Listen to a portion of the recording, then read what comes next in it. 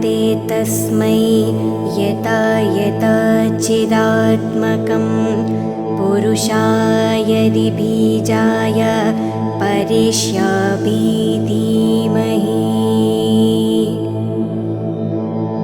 यस्मिन् इदं यताश्चेतं त्यनेदं यः इदं स्वयं यस्मत्प्रश्याम च परस्थं प्रपद्ये स्वयंभुवम्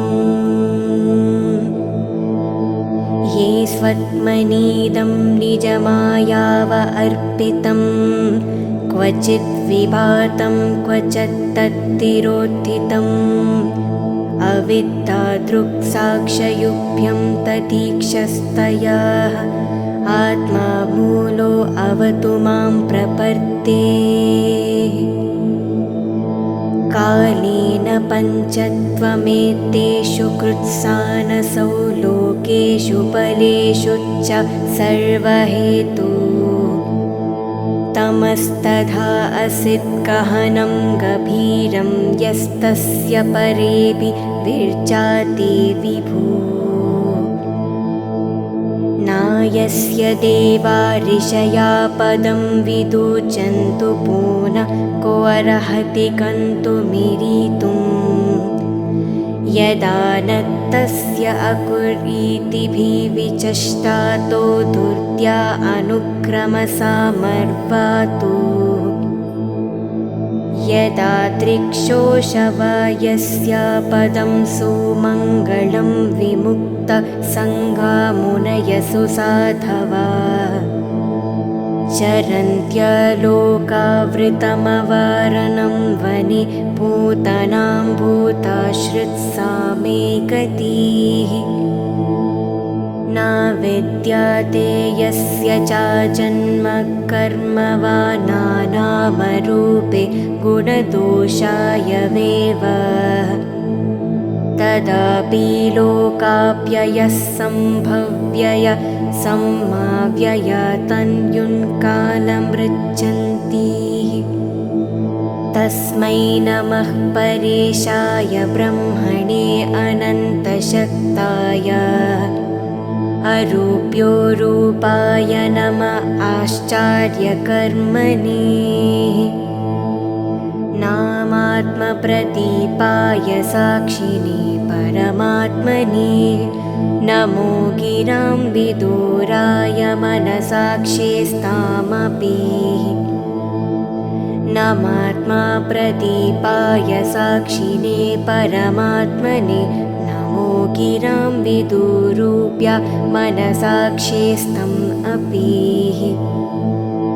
सात्वेन प्रतिलभायै नैष्कर्म्येन विपश्चिताः नमा कैवल्यानदया निर्वाणशोकसंविदेः सात्वेन प्रतिलभयाय नैष्कर्म्येन विपश्चितेः नमा कैवल्यानदया निर्वाणसुखसंविदेः नमः सन्ताय घोराय मुदाय गुणधर्मिणे निर्विशेषाय संज्ञाय नमो ज्ञानगणयश्च नमस्तानाय घोराय मुदाय गुणधर्मिणे निर्विशेषाय संज्ञाय नमो ज्ञानगणयश्च क्षेत्रगणाय नमस्तुभ्यं सर्वद्याक्षाय साक्षिणे पुरुषायात्ममूलाय मूलप्रकृत्यै नमः क्षेत्रज्ञाय नमस्तुभ्यं सर्वध्यक्षसाक्षिणे पुरुषायात्ममूलाय मूलप्रकृताय नमः सर्वेन्द्रिये गुणदृष्टे सर्वप्रत्याय हेतवे अस्ताचया योक्ताय सदा वसाय ते नमः सर्वेन्द्रिया गुणदृष्टे सर्वप्रत्यय हेतवे असाता च या युक्ताय सदा वसाय ते नमः।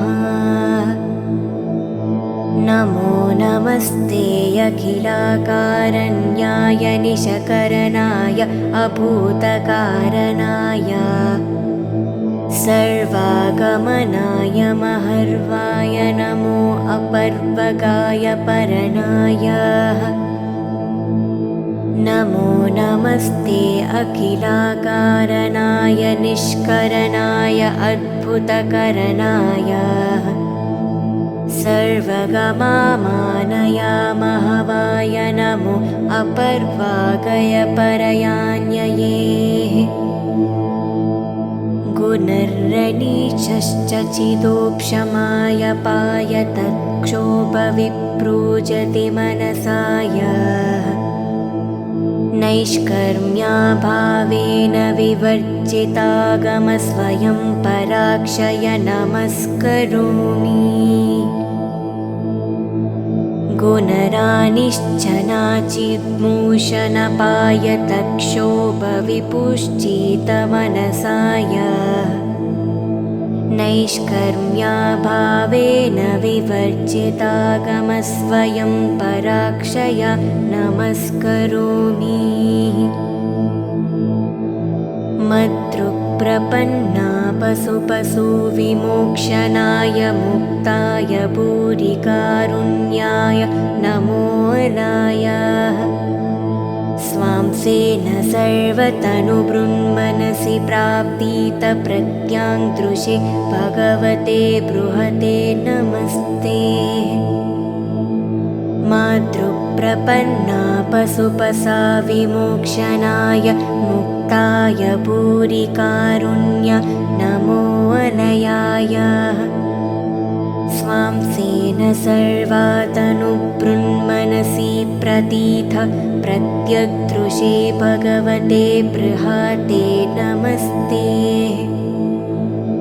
आत्मा आत्मजाप्तगृहवितजनेषु सत्ते दुष्प्रपन्याय गुणसङ्गविवर्जिताय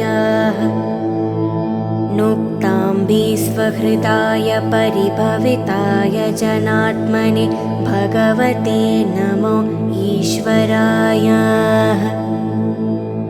आत्मा आत्मजाप्तगृहावितजनेषु साक्तै दुष्प्रपन्नाय गुणसङ्घविवर्जिताय नुक्ताम्बि सहृदाय परिभविताय जन्मात्मने भगवते नमो ईश्वराय। यं धर्मकाम अर्थविमुक्तिकाम भजने तु इष्टं गतिमपुप्नावति किं त्वदीस्तोरत्यापि देहमव्ययं करोतु मे अदेहृदयायो विमोक्षणम्।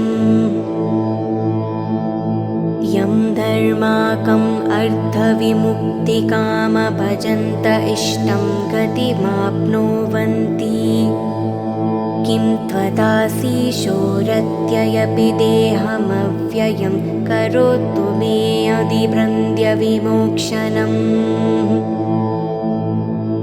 ह्यकन्तिनो यस्य नाकचं धर्मवश्चन्ति ये वै भगवत्प्रपन्नाः अत्याभूतं तचिच्चरितं सुमङ्गलं गायन्त आनन्दसमुद्रमग्नाः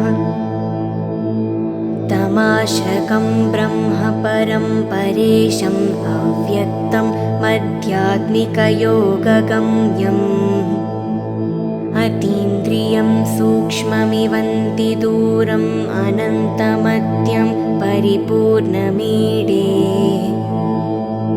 यस्य ब्रह्मादय देवलोकशरच्चन्द्रनामरूपविभीदीन पल्कव्यचाकलया कृता यदार्चिषो अग्निसवितुर्गभं वाष्टिजे निर्वन्ति संयन्त्य साकृत्स्वरिष्टो तन्दायत्ययं गुणसम्प्रवाह बुद्धिर्मनकानि शरीरसर्गाः स वै न देवा असुरमर्त्या त्रियं न स्त्री न छन्दो न पुनं न जन्तु नायं गुणकर्मणासनच्चरच्चन्द्रनिषेधशेषो च यत्ता अशेषाः जीजीविषेणाहमिहामुय किम् अन्तर्बाहिश्च वर्ताये भयोन्याः इच्छामि कलेन यस्या विप्लवतस्य आत्मलोकवरण्यस्य मोक्षम् योगरन्दितकर्मणो हृदि योगविभते योगिनो यं प्रपश्यन्ति योगस्यां तं नतोऽस्म्यहम् नमो नमस्तुभ्यं असयस्य वेदाशक्तितरयाय अखिलन्दिगुणयाः प्रपन्ना परया द्रुहन्ता शक्तया खदित्रियं नयं वप्यवात्मने नयं वेदास्वमान्तमनं यश्च यक्तहमित्यहस्तम् तं द्रुरायन्ति महत्यमं भगवन्तमितो अस्मयहम् ॐ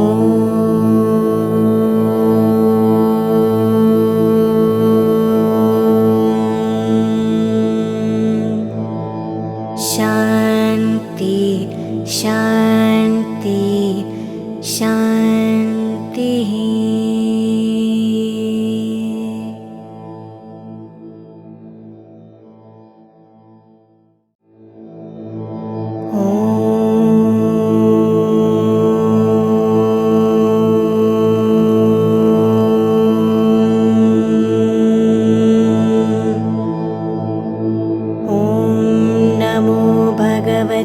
तस्मै यता यता चिदात्मकं पुरुषाय बीजाय परिष्यामि धीमहि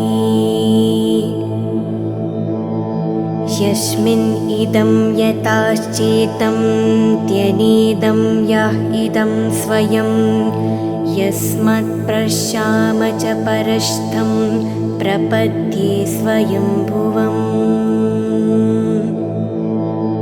ये स्वत्मनीदं निजमायाव अर्पितं क्वचित् विभातं क्वचित् तत्तिरोत्थितम् अविद्यादृक्साक्षयुभ्यं तदीक्षस्तया आत्मा मूलो अवतु मां प्रपद्ये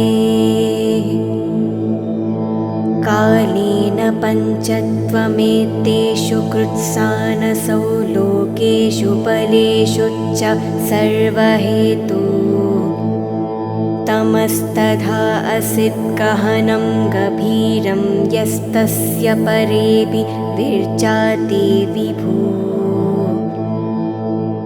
नायस्य देवा ऋषया पदं विदुचन्तु पुनः को अर्हति गन्तुमिरीतुम् यदा न तस्य अकुरीतिभिविचष्टातो धूर्त्या अनुक्रमसामर्वातु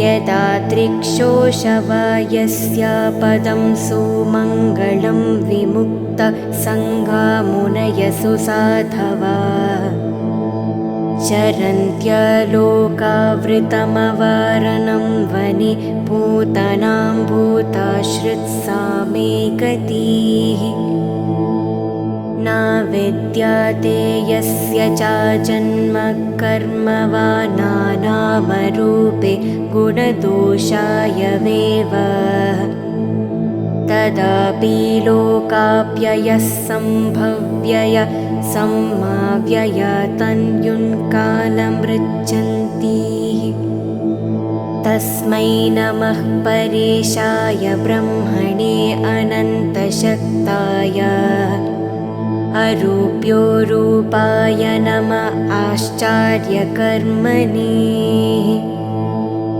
नामात्मप्रदीपाय साक्षिणे परमात्मने नमो गिरां विदुराय मनसाक्षिस्तामपि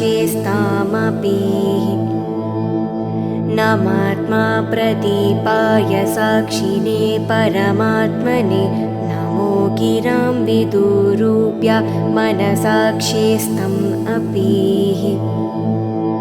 सात्वेन प्रतिलभायै नैष्कर्म्येन विपश्चिताः नमा कैवल्यानदया निर्वाणशोकसंविदेः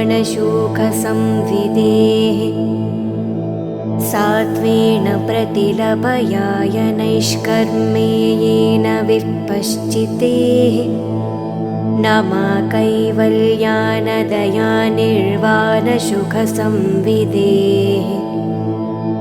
नमः सन्ताय घोराय मुदाय गुणधर्मिणे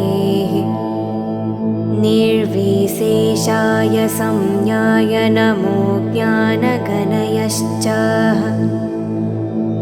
नमस्तानाय घोराय मुदाय गुणधर्मिणे निर्विशेषाय संज्ञाय नमो ज्ञानगणयश्च क्षेत्रगणाय नमस्तुभ्यं सर्वद्याक्षाय साक्षिणे पुरुषायात्ममूलाय मूलप्रकृत्यै नमः क्षेत्रज्ञाय नमस्तुभ्यं सर्वध्यक्षसाक्षिणे पुरुषायात्ममूलाय मूलप्रकृताय नमः सर्वेन्द्रिये गुणदृष्टे सर्वप्रत्याय हेतवे अस्ताचया युक्ताय सदा वसाय ते नमः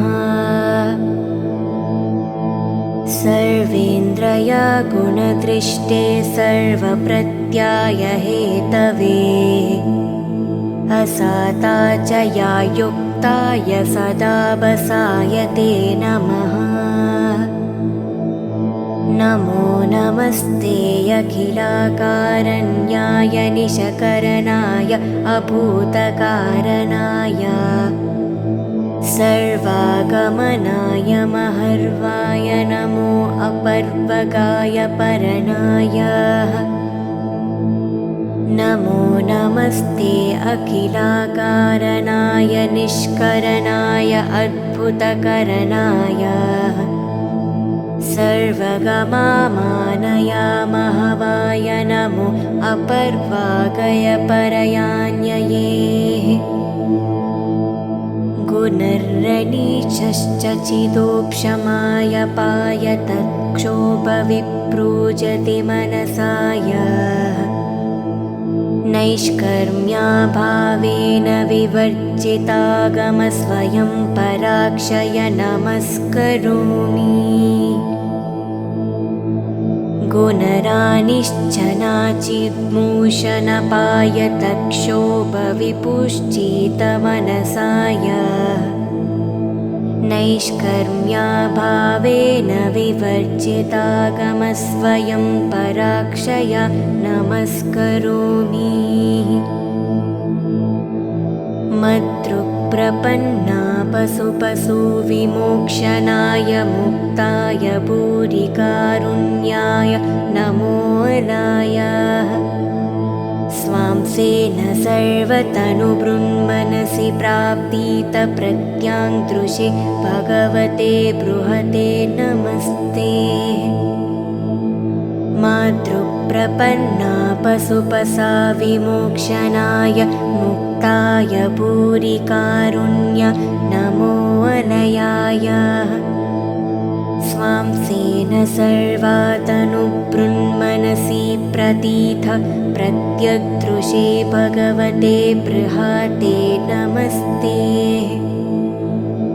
आत्मा आत्मजाप्तगृहवितजनेषु सक्ते दुष्प्रपन्याय गुणसङ्गविवर्जिताय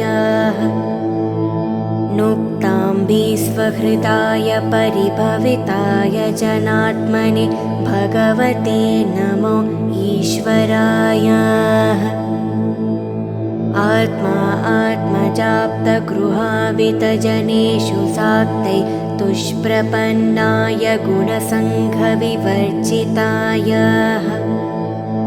नुक्ताम्बि सहृदाय परिभविताय जन्मात्मने भगवते नमो ईश्वराय। यं धर्मकाम अर्थविमुक्तिकाम भजने तु इष्टं गतिमपुप्नावति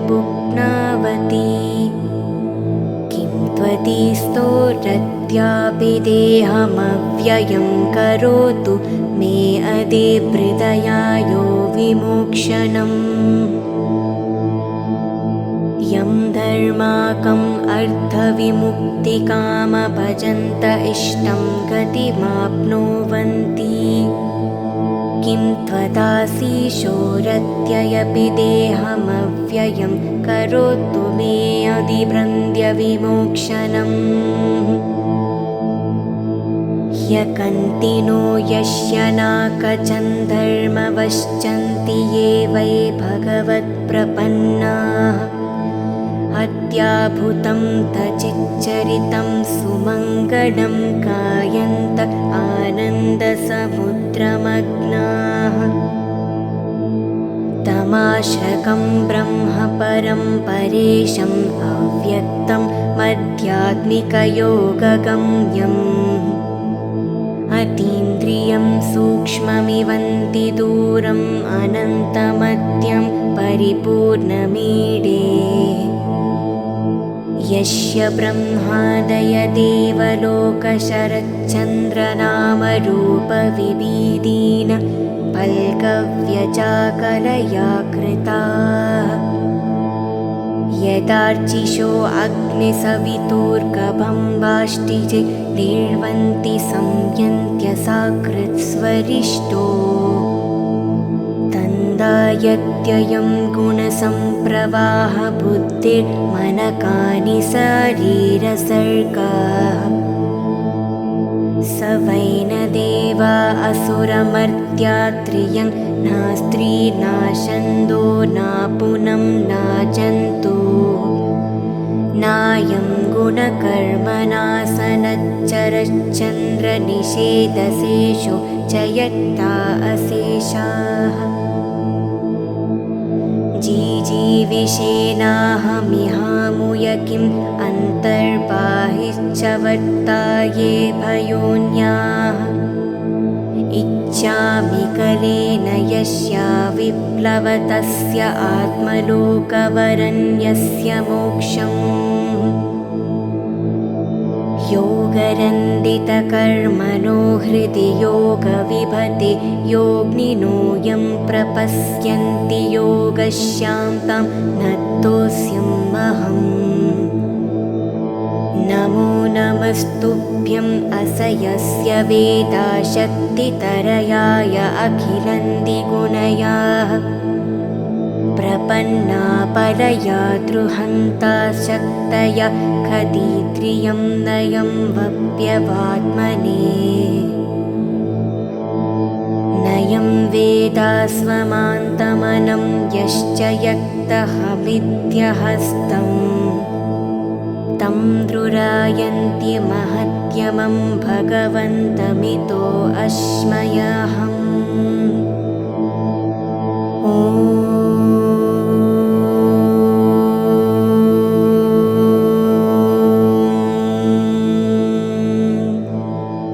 शान्ति शान्ति शान्तिः।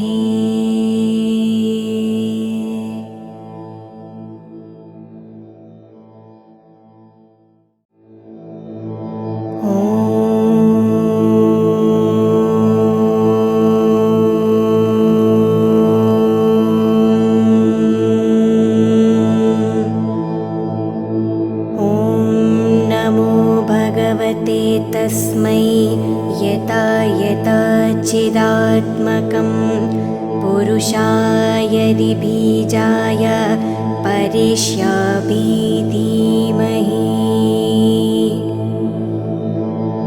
यस्मिन् इदं यताश्चेतं त्यनेदं यः इदं स्वयं यस्मात् प्रश्याम च परस्थं प्रपद्ये स्वयंभुवम्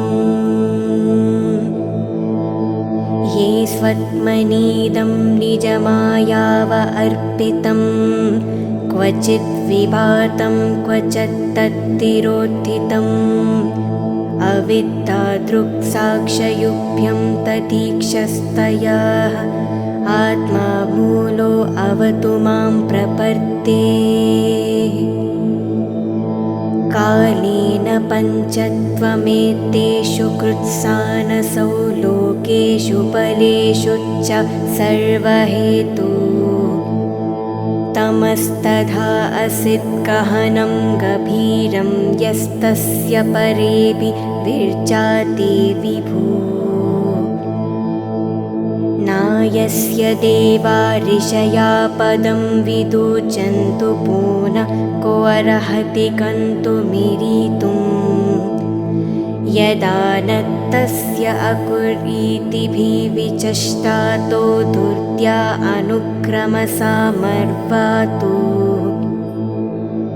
यदा त्रिक्षोशवयस्य पदं सुमङ्गलं विमुक्तसङ्गामुनयसु साधवा चरन्त्यलोकावृतमवारणं वने पूतनां भूताश्रित्सा मे गतिः न विद्यते यस्य च जन्म कर्म वा नानामरूपे गुणदोषायवेव तदापि लोकाप्ययः सम्भव्यय सम्माव्यय तन्युन्कालमृच्छन्ति तस्मै नमः परेशाय ब्रह्मणे अनन्तशक्ताय अरूप्योरूपाय नमः आश्चर्यकर्मणे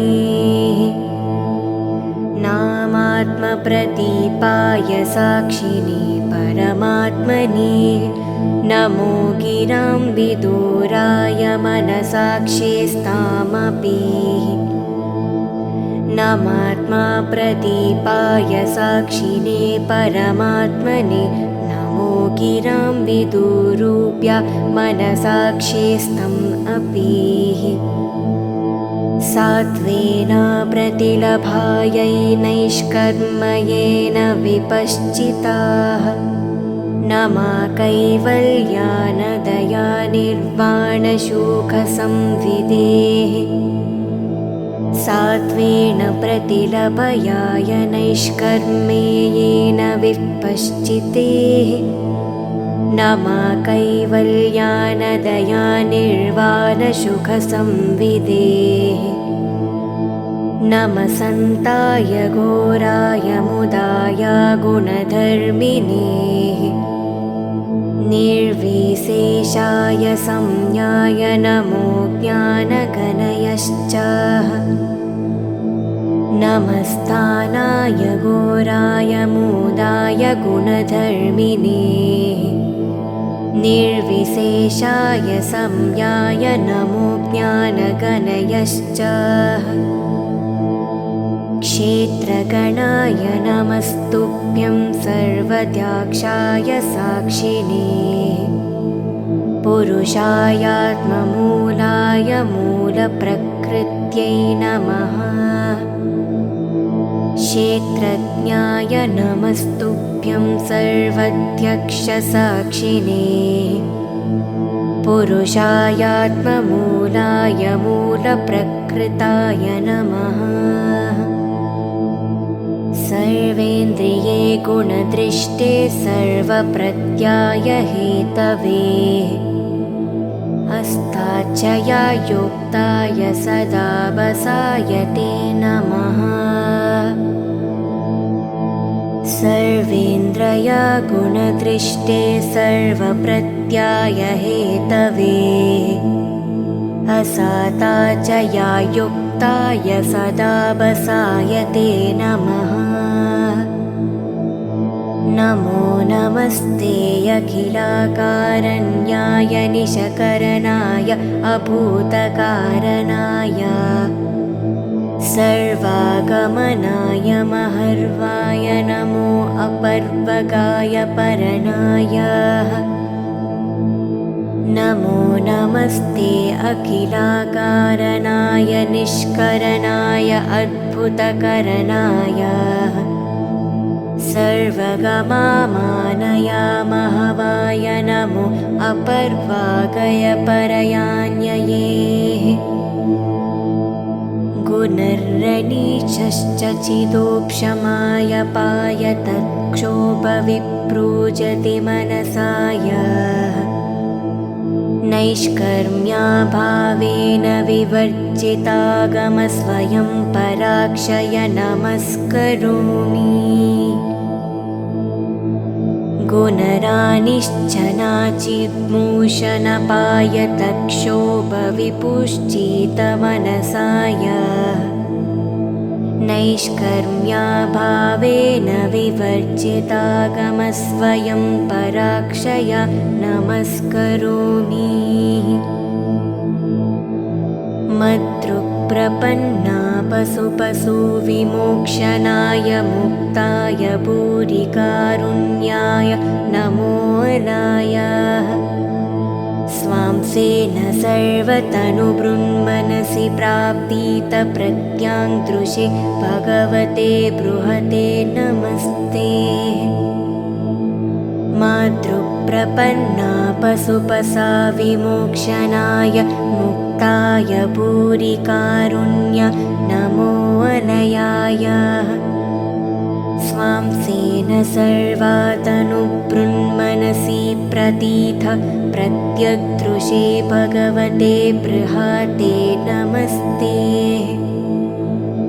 आत्मा आत्मजाप्तगृहवितजनेषु सत्ते दुष्प्रपन्याय गुणसङ्गविवर्जिताय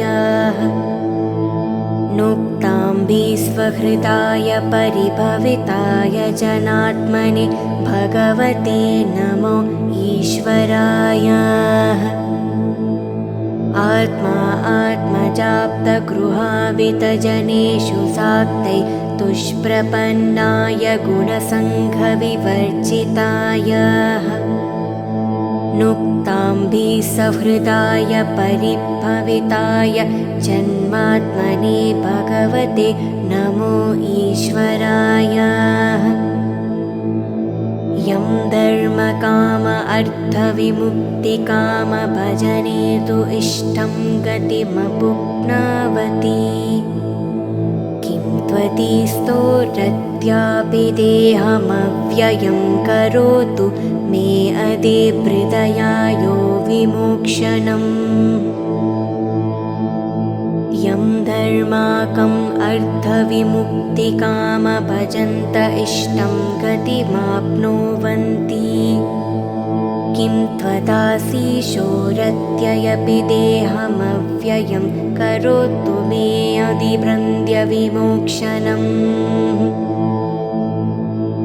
ह्यकन्तिनो यस्य नाकचं धर्मवश्चन्ति ये वै भगवत्प्रपन्नाः अत्याभूतं तचिच्चरितं सुमङ्गलं गायन्त आनन्दसमुद्रमग्नाः। तमाश्रकं ब्रह्म परं परेशम् अव्यक्तं मध्यात्मिकयोगगम्यम्। अतीन्द्रियं सूक्ष्ममिवन्ति दूरम् अनन्तमद्यं परिपूर्णमीडे। यस्य ब्रह्मादय देवलोकशरच्चन्द्रनामरूपविभीदीन पल्कव्यचाकलया कृताः। यदार्चिषो अग्निसवितुर्गभं निर्वन्ति संयन्त्य साकृत्स्वरिष्टो। यत्ययं गुणसम्प्रवाह बुद्धिर्मनकानि शरीरसर्गाः स वै न देवा असुरमर्त्या त्रियं न स्त्री नाशन्दो नापुनं नाजन्तु नायं गुणकर्मणासनच्चरश्चन्द्रनिषेधशेषो जयत्ता अशेषाः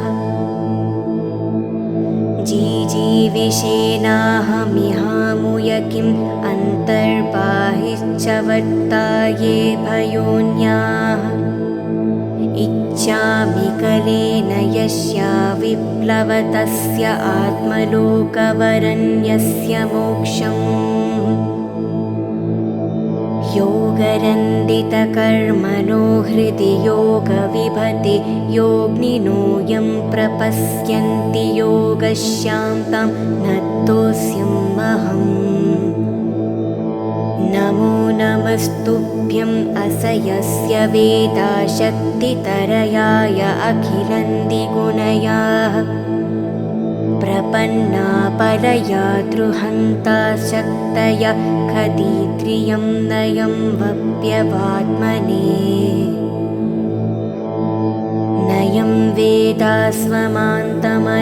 यश्च यक्तहमित्यहस्तम् तं द्रुरायन्ति महत्यमं भगवन्तमितो अस्मयहम्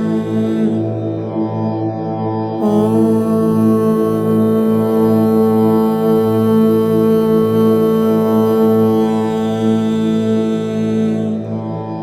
शान्ति शान्ति शान्तिः।